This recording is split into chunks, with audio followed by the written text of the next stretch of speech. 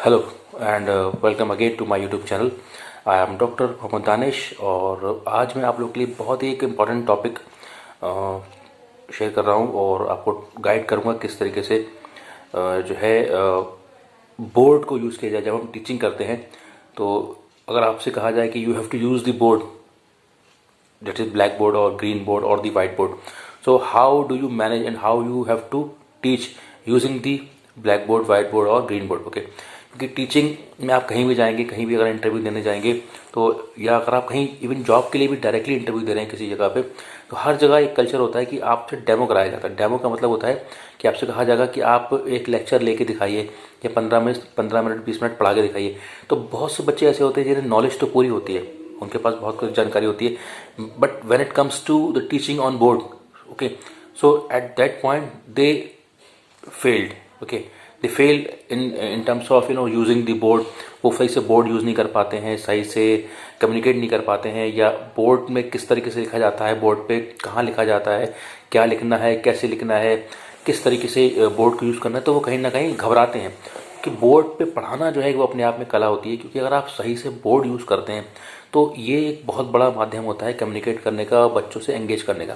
तो इसी टॉपिक पे मैं आज बात करूंगा, क्योंकि बहुत से बच्चों ने मुझसे पूछा भी है कि सर बोर्ड पढ़वाएंगे तो क्या हमें कैसे पढ़ाना चाहिए, what would be the right way to teach. Okay, तो मैं आज बताऊंगा, क्योंकि मैं डेली ही पढ़ाता हूं, तो मेरी प्रैक्टिस में पिछले मैं 7-8 सालों से मैं पढ़ा रहा हूं, तो I am in habit of teaching and I love teaching and I know how to handle. तो मैं बोर्ड भी यूज़ करता हूँ, कई बार मुझे वाइट बोर्ड पर पढ़ाना होता है मार्कर से, कई बार ब्लैक बोर्ड होता है, कई जगह कुछ ग्रीन बोर्ड भी होते हैं, आजकल ग्रीन बोर्ड भी चल रहे हैं, तो उसका यूज़ करना होता है। तो सबसे पहले जब मैं बता दूँ, अगर आप क्लास लेने जा रहे हैं या कभी भी आपको डेमो देना पड़े, एक तो होता है डेमो देना, कई बार आपको एक्चुअल क्लास भी लेनी पड़ती है। तो अगर आप डेमो देने जा रहे हैं तो डेमो के केस में आप अपना कोई भी टॉपिक जो है आप तैयार रखें। तो उस टॉपिक पे सबसे पहले आपको क्या करना है, बोर्ड पे कहाँ लिखना है, सबसे पहले टॉप पे ऊपर से थोड़ा सा जगह छोड़ते हुए, ठीक है, उस आपको टॉपिक को लिखना है। और कोशिश करिए इस तरीके से लिखिए कि वो टॉपिक जो लिखे वो थोड़ा सा बड़े अक्षरों में हो, इतना बड़ा भी ना हो कि पूरा बोर्ड गिर जाए, लेकिन इतना बड़ा होना चाहिए कि ये लगे कि हाँ, जो ऑडियंस बैठी हुई है, अज्यूम करते हुए कि क्लास के हर बच्चे को वो दिख रहा है। तो थोड़ा सा बड़ा बड़ा लिखना है, थोड़ा साफ साफ लिखना है और एक लाइन में लिखना है, ऐसा नहीं कि टेढ़ा जा रहा है। कोशिश करें कि उसे हम लिखने की कोशिश करें। तो आपके पास अगर बोर्ड है तो बोर्ड ले आइए, बोर्ड पे लिखने की प्रैक्टिस करिए, एक बोर्ड ला के रख लीजिए, मार्कर और वाइट बोर्ड ले आइए, उससे अगर चौक वाला यूज़ नहीं कर सकते हैं तो वो वाला लेके आ जाइए जिसमें मार्कर पेन हम यूज़ करते हैं। तो बोर्ड पे लिखने की कोशिश करिए, उससे आपको हैबिट हो जाएगी कैसे लिखा जाता है। तो जो भी टॉपिक आपको पढ़ाना है उस टॉपिक के बारे में आप लिख दीजिए। उसके बाद फिर हम जो है पढ़ाना शुरू करते हैं, हम ऑडियंस से कनेक्ट करते हैं, हम टॉपिक को एक्सप्लेन करना शुरू करते हैं। ओके, जैसे ही टॉपिक को एक्सप्लेन करना शुरू करते हैं, जहाँ पर भी कुछ पॉइंट्स आते हैं कि पॉइंट में एक्सप्लेन करना है, तो उन पॉइंट्स को बहुत साफ साफ शब्दों में मेंशन करिए, उस टॉपिक के साथ कंटिन्यू करते हुए आप उस पर लिखिए। जैसे कि आप कॉपी पे लिख रहे हैं, जैसे हम कॉपी पे लिखते हैं तो कॉपी सबसे पहले हम मेजर हेडिंग डालते हैं, उसके बाद फिर जो छोटी हेडिंग होती है वो डालते हैं, वो लिखिए। और कोशिश ये करिएगा कि कोई भी आप पूरी स्टोरी बोर्ड पर ना लिखें। कुछ लोग जो है पूरी पूरी डेफिनेशंस जो है बोर्ड पे लिखना शुरू कर देते हैं, जो कि एक सही तरीका नहीं है, क्योंकि डेफिनेशंस वगैरह कभी बोर्ड पे नहीं लिखी जाती हैं।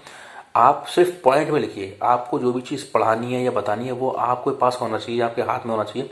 बोर्ड जो है उस पर सिर्फ पॉइंट लिखे जाते हैं, और पॉइंट के साथ अगर कोई आपको एग्जाम्पल देना है या कोई इंपॉर्टेंट फैक्ट आपको लगता है कि वो ज़रूरी है, तो वो उसी पॉइंट के साथ जोड़ते हुए आप लिखें। ये नहीं कि पॉइंट कहीं लिखा हुआ है और आप बोर्ड के कहीं भी किसी जगह पे आप वो इन्फॉर्मेशन लिख दें। ओके, तो ये चीज़ ध्यान रखिएगा, मेन हेडिंग आपको लिखनी है, उसके बाद जो सब हेडिंग है वो लिखनी है, और उसके साथ जो भी रेलिवेंट पॉइंट आपको लगता है कि वो लिखना चाहिए। जैसे कोई डेट है, कोई सन है, या कोई ऐसा वर्ड है जो बच्चों को समझ में नहीं आएगा, तो वो वहाँ पर आप साफ साफ लिख दें, जिससे कि बच्चों को विजिबल हो, वो आप देख के बच्चा लिख सके। तो ये तो चीज़ हो गई, आपको बोर्ड प्रॉपरली यूज़ करना है। और एक बात ध्यान रखना है, बोर्ड पे सबसे पहले आपको डेट डालनी है लेफ्ट हैंड साइड पे, और जो भी सब्जेक्ट है वो सबसे टॉप पे लिखना है। जो भी यूनिट आप पढ़ा रहे हो, यूनिट 1, यूनिट 2, यूनिट 3 जो भी है वो यूनिट लिखनी है। उसके बाद फिर आपको अपने टॉपिक की हेडिंग डालनी है। ये नहीं कि आपने डायरेक्ट एकदम हेडिंग डाल दी। तो पहले तो डेट डालनी है ऊपर, सबसे पहले उसके ऊपर सबसे बीचों बीच में सब्जेक्ट लिखना है टॉप पे, उसके नीचे फिर आपका टॉपिक, उसके बाद जो भी पढ़ाते जाएं वो आप लिखते जाइए, और उसमें पॉइंट्स वाइज बढ़ाते जाइए। और जब भी लगे कि आपको आपका बोर्ड गिर गया तो आप मिटा के दोबारा से उसको नए पॉइंट्स लिख सकते हैं। ओके, तो और बोर्ड पे जब भी लिखें तो इस तरीके से लिखें कि आपका बॉडी जो है वो लेफ़्ट साइड की तरफ हो और हाथ चलता हो आगे, जिससे कि जो बाकी की ऑडियंस है वो आपको देख रही हो और वो आप का जो बोर्ड पे जो भी कुछ लिखा हुआ है वो लिख सके, मतलब आपकी पीठ पूरी तरीके से ना हो उस पर। कुछ लोग होते हैं कि बोर्ड की तरफ बिल्कुल मुंह कर लेते हैं और ऐसे लिखना शुरू कर दें कि ऑडियंस में दिखता ही नहीं। आपको इस तरीके से लिखना है कि आपकी पीठ भी ना हो और आप साइड से लिखते चले जाएं बोर्ड पे। तो बोर्ड पे लिखने की बहुत उसके भी नंबर होते हैं, उसके भी मार्क्स होते हैं कि ये बच्चा, ये लड़का या स्टूडेंट बोर्ड कैसे यूज़ कर रहा है। ठीक है, कई बार मैं अपने बच्चों को प्रैक्टिस कराता हूँ, मैं कोई टॉपिक देता हूँ, मैं उनसे कहता हूँ बोर्ड पे लिखो, क्योंकि बोर्ड पे लिखने से एक उनके अंदर सेंस ऑफ एक अलाइनमेंट आता है कि किस तरीके से बोर्ड यूज़ करना है, बोर्ड पे कंटेंट कैसे यूज़ करना है। और ये नहीं कि अगर बोर्ड की तरफ मुंह कर लिया तो बोर्ड की तरफ मुंह कर लिया, आप ऑडियंस से मतलब नहीं। आपने कोई पॉइंट लिखा बोर्ड पे और उसके बाद उसको पहले समझाया कि भाई what is this all about, क्या होता है ये, इसकी जो भी डिक्टेशन बच्चों को लिखवानी है या कुछ भी है। उसके बाद अगर कोई इंपॉर्टेंट पॉइंट लगता है वो आप बोर्ड पे लिखें। कभी बोर्ड पे पूरी पूरी कहानियाँ मत लिखिए, स्टोरी मत लिखिए, हर चीज़। ये नहीं कि पूरा बोर्ड आपने बिल्कुल खिचड़ी बना दिया कि कोई चीज़ कहीं भी लिखी हुई है। बहुत ही अरेंज्ड वे में, बहुत ही ऑर्डर्ड वे में आपको, जैसे हम साफ साफ कॉपी पे लिखते हैं उसी तरीके से आपको बोर्ड यूज़ करना है। तो बोर्ड के यूज़ की प्रैक्टिस कर लें, चाहे तो एक बोर्ड अपने घर पे ले आएँ और उससे आप प्रैक्टिस करें तो आपको बहुत फ़ायदा होगा और एक आपका डर भी निकलेगा। और जब आप डेमो देने के लिए जाएंगे तो आपको ऐसा नहीं लगेगा कि हाँ आप पहली बार पढ़ा रहे हैं, क्योंकि बहुत से लोग ऐसे होंगे उसमें जिन्होंने नेट तो क्वालिफाई कर लिया but they don't have the knowledge how to teach using the board और दी डेमो और दी लाइव क्लास। ओके, अब जो लोग पढ़ा रहे हैं उनको तो कोई दिक्कत नहीं, जो नहीं पढ़ा रहे हैं उनके लिए बहुत बड़ा चैलेंज है।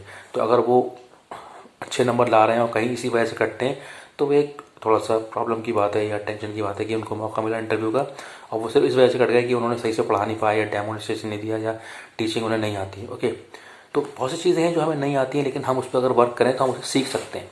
ऐसा नहीं है कि हर आदमी एक्सपीरियंस से सीख के आता है, आप उसे प्रैक्टिस करके भी सीख सकते हैं। तो ये मैंने आपको छोटी सी एडवाइस दी, टिप्स दी कि किस तरीके से बोर्ड को यूज़ करना है, how to use the board effectively and efficiently. Okay, so आज के लिए इतना ही। अगर आपको सेशन अच्छा लगा हो तो उसको ज़रूर लाइक करिएगा, शेयर करिएगा और सब्सक्राइब करिएगा channel Danish career counselling. Thank you very much, thanks for watching.